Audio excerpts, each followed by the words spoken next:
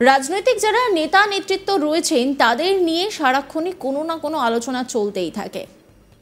কটাক্ষ পাল্টা কটাক্ষ রাজনীতির অঙ্গ। সেখানে দাঁড়িয়ে কোনো নেতা যদি হঠাৎ করে চলে যান জেলে, তাহলে তা নিয়ে যে আলোচনা একেবারেই থেমে থাকবে না তা কিন্তু স্পষ্ট। আমি বলছি এক বিজেপি নেত্রীর কথা, যিনি এই মুহূর্তে ডায়মন্ড হারবার জেলে। কিন্তু কেন, কোন প্রয়োজনে তাকে সেখানে নিয়ে যাওয়া হলো বা তিনি সেখানে গেলেন, সেই প্রশ্নটা কিন্তু উঠতে শুরু করেছে। কারণ রাজনৈতিক যে কোনো ব্যক্তিত্ব নিয়েই নানা সময় নানা প্রশ্ন উঠতে শুরু করে। আর সেই বিজেপি নেত্রী এই মুহূর্তে অভিষেকের গড়ে মানে ডায়মন্ড হারবারে। অগ্নিমিত্রা পাল, বিজেপি নেত্রী অভিষেকের ডায়মন্ড হারবার জেলে এলেন। জেলবন্দি দুই মহিলা বিজেপির সমর্থকের সঙ্গে ডায়মন্ড হারবার সংশোধনাগারে দেখা করতে গেলেন বিজেপি নেত্রী অগ্নিমিত্রা পাল। বিজেপি নেত্রীর অভিষেকের গড়ে আসার পরে রীতিমতো চাঞ্চল্য তৈরি হয়ে যায়। তবে এখানেই থেমে থাকেনি ঘটনা।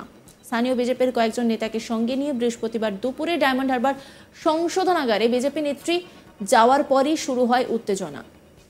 সংশোধনাগারের পক্ষ থেকে কেবলমাত্র অগ্নিমিত্রা পালকে সংশোধনাগারে বিচারাধীন দুই মহিলা বন্দির সঙ্গে কথা বলার অনুমতি দেওয়া হয়। মূলত নবান্ন অভিযানের দিন তাদের গ্রেপ্তার করে মমতার পুলিশ। বিচারাধীন বন্দী দুই মহিলা বিজেপির সমর্থকের সঙ্গে কথা বলার পর সাংবাদিকদের মুখোমুখি হয়ে রীতিমতো ক্ষোভ উগরে দেন অগ্নিমিত্রা। মমতা বন্দ্যোপাধ্যায়ের পুরো সরকারের বিরুদ্ধে রীতিমতো তার একের পর এক বোমা ফাটান বিজেপি নেত্রী। আরজিকর কাণ্ডে মমতা বন্দ্যোপাধ্যায়ের ভূমিকার সমালোচনা করে অগ্নিমিত্রা পাল বলেন, আরজিকর কাণ্ড থেকে মুখ ফেরানোর জন্য বন্যা নিয়ে সরব হয়েছেন মুখ্যমন্ত্রী।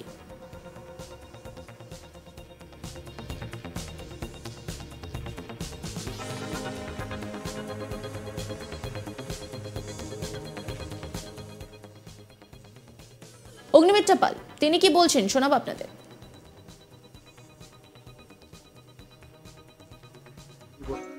চালাও। আমি আরে আজকাল মেয়েরা প্লেন চালাচ্ছে। अनमोल ड्रीम लाइट खास्ता बिस्कुट খুব তাড়াতাড়ি শিখে গেলে। কাল থেকে প্লেন চালাতে শিখবো। স্বাদ স্বপ্নের।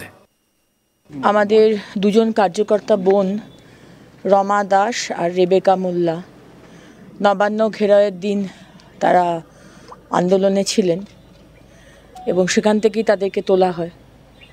তারা সম্পূর্ণভাবে নিরস্ত্র, তাদের হাতে কোনো কিছু ছিল না। তারা অভয়ার বিচার চেয়ে এবং মুখ্যমন্ত্রীর পদত্যাগ চেয়ে তারা গেছিল এবং সেখান থেকে মমতা ব্যানার্জির পুলিশ তাদেরকে অ্যারেস্ট করে এবং খুব অন্যায়ভাবে তাদের উপর অত্যাচারও হয়েছে। রেবেকা কি বলছে, পড়াশুনো তার ক্ষতি হচ্ছে, ফাইনাল ইয়ারের স্টুডেন্ট। রমারও কেউ নেই, একা থাকে, অত্যন্ত অত্যাচার করা হয়েছে। আজকে কথা বলেন ওদের সঙ্গে? আজকে অনেকক্ষণ কথা হলো তাদের সাথে। জেলের মধ্যে কোনো ওদেরকে অত্যাচার করছে? জেলের মধ্যে কোনো অত্যাচার হয়নি, তাদেরকে অত্যাচার করা হয়েছে থানাতে। এই বিষয়গুলো নিয়ে আমরা পরে, আমি উচ্চ আদালতে যাব, উইমেন্স কমিশনেও যাব। আপাতত ওদের আমি আগে ছাড়াই। আমাদের সম্মানীয় আমাদের কনভিনার আছেন, আমাদের অ্যাডভোকেট দেবাংশু পান্ডা, উনি কেসটা দেখছেন এবং আমাদের সমস্ত আমাদের দাদা আছেন আমাদের ডায়মন্ড হারবার থেকে, আমাদের ওই দাদাও রয়েছেন, আমাদের সমস্ত কার্যকর্তারা এসেছেন আজকে। কিন্তু অত্যন্ত অন্যায়।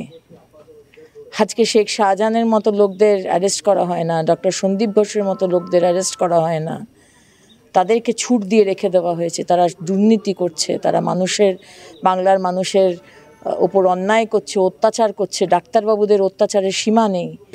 রাজ্যের গার্জেন, আপনার রাজনীতি করাটা কাজ নয়, আপনার মানুষের জন্য কাজ করাটা কাজ। 13 বছরে আপনি এই ধরনের যে বন্যার যে জায়গাগুলো, যেগুলো রেগুলার বন্যা হয়, আজ সুন্দরবন বলুন, রেগুলার বন্যা হয়, তো আপনি সেখানে কি কাজ করেছেন?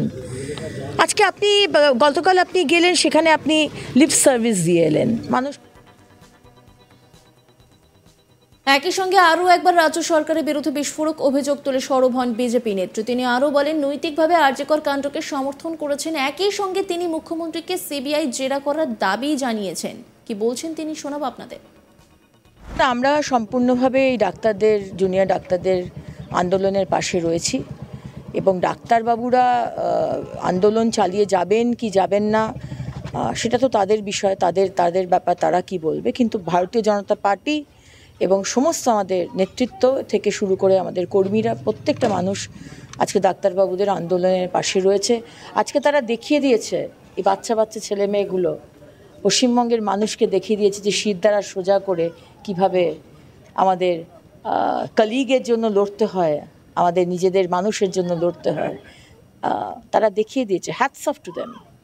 এবং সম্পূর্ণভাবে আমরা আছি যতদিন না বিচার পাওয়া যাচ্ছে। থ্রেড কালচার, ছাত্র সংসদ নির্বাচন নিয়ে আলোচনা, অভিযোগ শুধু মৌখিক আশ্বাস, মিনিটস দেননি মুখ্য সচিব, বইতে বিবরণীতে সই না করেই নবান্ন ছাড়েন আন্দোলনকারীরা, বারবার অনুরোধ করা সত্ত্বেও সই করেননি মুখ্য সচিব, কী বলবেন? দেখুন, এরা হচ্ছে মুখ্যমন্ত্রী অত্যন্ত অসত্য কথা বলেন। উনি আমার মুখ্যমন্ত্রী বলে আমি ওনাকে মিথ্যাবাদী আখ্যাটা দিচ্ছি না, তাকে সম্মান রেখেই বলবো। উনি প্রচণ্ড অসত্য কথা বলেন এবং প্রতি মুহূর্তে যেটা উনি বলেন সেই কমিটমেন্ট উনি রাখেন না। বারবার 5টা দফার মধ্যে একটা মেন দফা ছিল কলকাতা পুলিশের সিপি বিনীত গোয়েলের পানিশমেন্ট, তাকে সরানো মানে তাকে STF-এর হেড বানানো নয়, সরানো মানে তাকে প্রমোশন নয়, সরানো মানে তাকে অপসারণ করার কথা ছিল। যে বিনীত গোয়েলের নেতৃত্বে সমস্ত তথ্য, সমস্ত এভিডেন্স ট্যাম্পার করা হয়েছে আমাদের অভয়ার, অবশ্য বিনীত গোয়েল কার ইনস্ট্রাকশনে করেছে সেটাও একটা বিরাট প্রশ্ন। তাই জন্য আমি বারবার বলেছি মুখ্যমন্ত্রীকে অ্যারেস্ট করা হোক, বিনীত গোয়েলকে অ্যারেস্ট করা হোক এবং এই টালা থানার ওসি আর সন্দীপ ঘোষের সামনে বসিয়ে জেরা করা হোক। আমি আদালতের কাছে এবং CBI-এর কাছেও এই আর্জি জানাবো। এই নিয়ে একটি রিপোর্ট তুলে ধরেছেন আমার কলিগ, দেখাবো আপনাদের। জুনিয়র ডাক্তারদের আন্দোলন এবং আরজিকর কাণ্ড নিয়ে কার্যত মুখ ফেরানোর জন্য রাজ্যে বন্যা পরিস্থিতি নিয়ে মুখ্যমন্ত্রী হইচই শুরু করেছেন। এভাবেই কার্যত মুখ্যমন্ত্রীকে কটাক্ষ করলেন বিজেপি নেত্রী অগ্নিমিত্রা পাল। বৃহস্পতিবার দক্ষিণ 24 পরগনার ডায়মন্ড হারবারের উপসংশোধনাগারে এসেছিলেন তিনি। নবান্ন অভিযানের দিন 2জন মহিলা বিজেপি কর্মীকে গ্রেপ্তার করেছিল পুলিশ, আর তাদেরকে রাখা হয়েছে এই ডায়মন্ড হারবার উপসংশোধনাগারে। আর সেই মহিলা বিজেপি কর্মীদেরকে মিথ্যা অভিযোগে ফাঁসানো হয়েছে এবং প্রত্যেক দিন তাদের বিরুদ্ধে নানা ধরনের নতুন করে মামলা সাজানো হচ্ছে। আর অন্যদিকে আরজিকর কাণ্ড থেকে মুখ ফেরাতেই কার্যত রাজ্যের বন্যা পরিস্থিতির কথা তুলে ধরে সেখানে মুখ্যমন্ত্রী ছুটে যাচ্ছেন।